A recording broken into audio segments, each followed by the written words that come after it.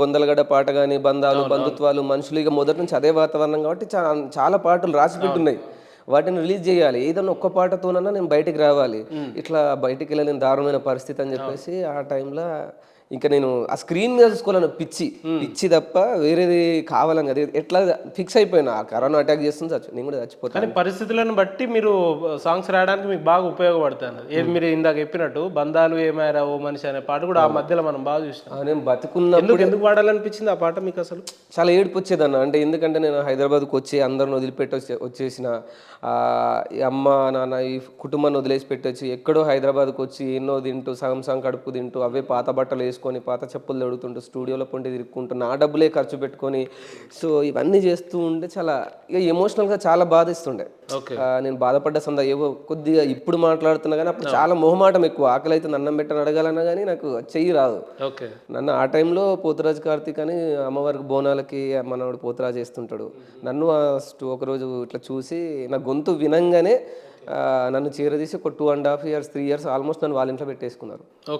వాళ్ళిద్దరు ఇంటి మనిషి లెక్క చూసుకొని నువ్వు ఎప్పటికైనా సక్సెస్ అవుతావని చెప్పేసి చాలా బాధలు కష్టాలు అయితే వెళ్ళబోసిన.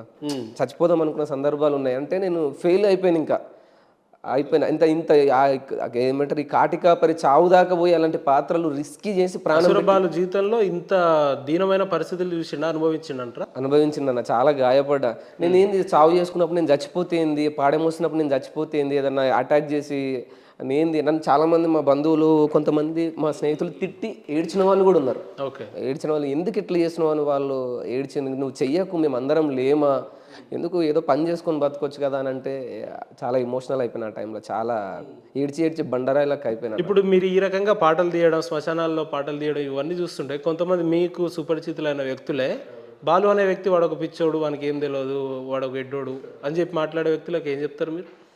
అట్లా అన్నోళ్ళు కూడా ఉండుంటారు కదా, ఉంటారు. ఏమనిపిస్తుంది మీకు? అట్లా ఏం చెప్తారు వాళ్ళకి మౌనం సమాధానం అన్న. నేను ఏం చెప్పలేను. ఇప్పుడు నేను ఎందుకు ఇట్లా చేస్తున్నా ఈ పిచ్చి నాకేం అవసరం? ముందలల్లో బుర్రడం, ఆ శ్మశానాల కాడ, కంపు వాసన కాడ, ఆ మట్టిలో ఇంత పిచ్చి దేనికోసం? నా కోసం, నా పేరు చూసుకోవాలి. ఇది ఒకటే లైఫ్. ఈ ఒక్క లైఫ్లో నేను ఏదో సాధించకుండా నేను పుట్టుకున్న చచ్చిపోకూడదు. నేనేదో ప్రపంచానికి తెలియాలి. మీరు ఏదో సాధించాలని అంటే శ్మశానంలో వీడియోలు తీయడమే ప్రధాన లక్ష్యంగా ఎట్లా పెట్టుకో, వేరే మార్గాలు కూడా ఉంటాయి కదా. అంటే అంత డేర్ అయితే ఎవరు చేయరు. అది ఇప్పుడు అంత వెళ్ళరు. చాలా సెంటిమెంట్స్ ఫాలో అవుతారు. ఎన్నో ఉంటాయి, మంచి చూసుకుంటారు, రకరకాల ఆలోచనలు వస్తాయి. కాకపోతే సెట్టింగ్ చేసి బొందలలోనే యాక్టింగ్ చేస్తారేమో కానీ నేను ఈ కాటికాపరి క్యారెక్టర్ క్రియేట్ చేసింది నేను ఆ టైంలో. బొందలగడ్డ పాట మీరు వినే ఉంటాయి ఆ టైంకి. సో ఆ కాన్సెప్ట్లో అవన్నీ అనుకున్నా కాబట్టి ఎవరు చేయని సాహసం చేస్తేనే కదా జనాలకు దగ్గర అయ్యేది. ఈ రోజు ఉంటాం, రేపు జస్తాం బై. కానీ ఈ రోజు నేను యూజ్ చేసుకోకపోతే నా అంత ఇంకా వేరే ఎవరు ఉండరు.